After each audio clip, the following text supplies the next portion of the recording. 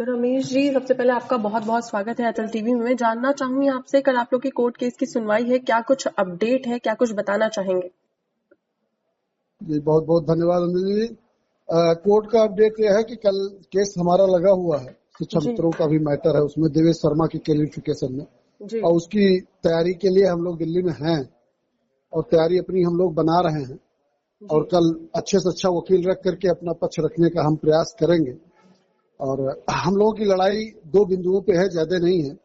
जी कि अगर देवेश शर्मा को, जो बीएड कैंडिडेट हैं, जी जी वो जो सुप्रीम कोर्ट है और माननीय सुप्रीम कोर्ट के जजों के द्वारा उनका समायोजन निरस्त किया जा चुका है, प्रशिक्षण उनका एनसीटी के द्वारा अवैध हो चुका है। तो जी अगर उनको माननीय उच्चतम न्यायालय कोई मर्सी देती है तो आज के डेट में उनसे ज्यादा योग्यता रखने वाले शिक्षा मित्र साथी हमारे बीच में हैं। जी ठीक है, तो उन शिक्षा मित्रों को पहले मर्सी के आधार पर पहले न्याय मिलना चाहिए, उसके बाद बीएड वालों को मिलना चाहिए। ऐसा मेरा कोर्ट में ये अर्जी लगा करके हम लोगों ने आयोग के माध्यम से अपनी बात रखा हमने। जी और हम किसी के विरोध में नहीं जा रहे हैं, कोई भी जी हो चाहे जो हो, हम अपने बचाव में जा रहे हैं कि हमारे पास 15 साल से लेकर के 24 साल का अनुभव है। उस अनुभव के आधार पे हमें न्याय मिलना चाहिए, अगर बीएड वालों को वरीयता मिलती है तो। जी जी देखा जाए तो कहीं ना कहीं मामला अब शिक्षा मित्र वर्सेस बीएड हो चुका है। ऐसे में आपका क्या कुछ कहना है? नहीं, मामला शिक्षा मित्र वर्ग से बीएड नहीं हुआ मैम, जी मामला तो बीएड और बीटीसी का है। जी ठीक है, बीएड बीएड के जो चैलेंज किया है बीटीसी वालों ने किया है। जी अच्छा, चूंकि मामला सुप्रीम कोर्ट से विस्तारित हो गया कि समायोजन उनका निरस्त हो गया, अध्यापक के रूप में उनका जो था वो निरस्त हो गया अध्यापक माननीय सुप्रीम कोर्ट के द्वारा।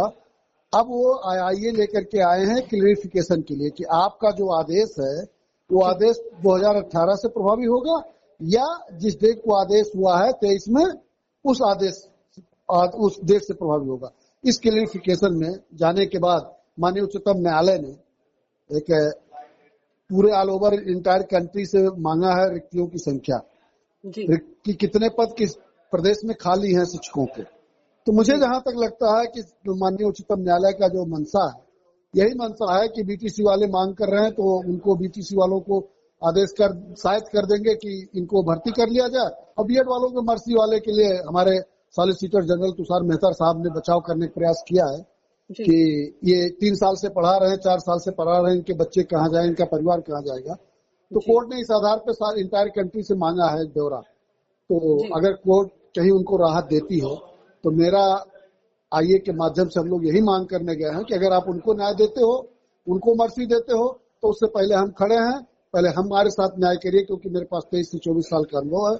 और सभी लोग बीटीसी हैं जो ड्यूली क्वालिफाइड होते हैं, जो आज के डेट में एनसीटी का मानक है, उसको हम सभी लोग पूर्ण करते हैं। बहुत से साथी हमारे टेट भी पास है, सीटेट भी पास है। तो पहले मुझे वरीयता के आधार पर मुझे न्याय दिया जाए, उसके बाद इनको रखा जाए। ये सर कोर्ट का मैटर है, मुझे इसमें कुछ नहीं करना है। जी अभी आपने बात की कि अच्छे से अच्छा अधिवक्ता रखा जाए, तो मैं जानना चाहूंगी कल की सुनवाई का अधिवक्ता कौन है और क्या कुछ तैयारियां हैं आप लोगों की? जी मैम, हमारी शुरू पहले से ही हमारी अधिवक्ता हैं श्रीमती अपराजिता सिंह जी, जो हरीश साल्वे जी की चैम्बर से हैं।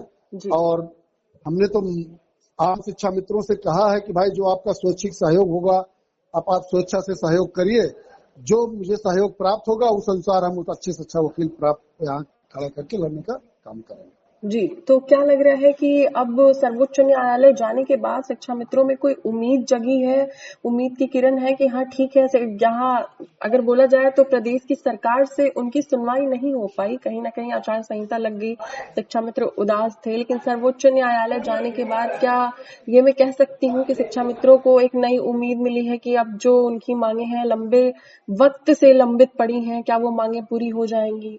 शिक्षा मित्रों में ऐसी कोई उम्मीद है? देखिए मैं एक चीज में कहूंगा जी कि उम्मीद तो हर जगह जहाँ कहीं आस दिखती है वही उम्मीद रहती है, तभी तो आस दिखती है।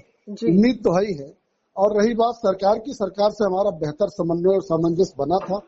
अब परिस्थितियां ऐसी बनी, आपने देखा ही कि जी आचार संहिता लागू हो गई।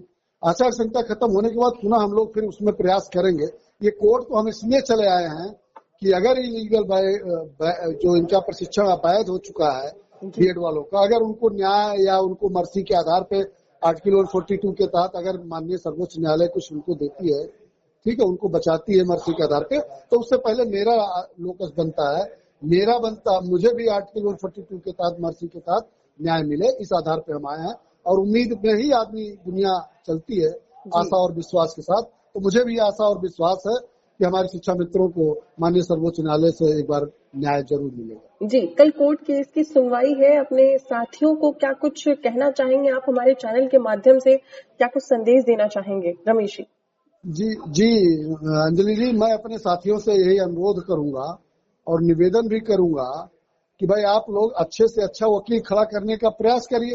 अभी कल देवेश शर्मा के लोग कह रहे थे कि हम इतनी व्यवस्था करेंगे कि सुप्रीम कोर्ट का सबसे बड़ा वकील लेकर के आएंगे। तो मैं अपने साथियों से अनुरोध करूंगा कि आप संगठन को सहयोग प्रदान करिए और जिस ताकत और जिस सामर्थ्य के साथ आप मुझे ताकत प्रदान करेंगे सहयोग, उससे बेहतर हम करने का प्रयास करेंगे वकील ला करके। ये मेरा शिक्षा मित्रों से निवेदन है कि आप सहयोग संगठन को प्रदान करें। संगठन आपके लिए अग्रसर होकर के लड़ाई लड़ रहा है और लड़ेगा। जी, अचल टीवी से जुड़ने के लिए आपका बहुत बहुत धन्यवाद रमेश। धन्यवाद अंजलि जी, आपको भी।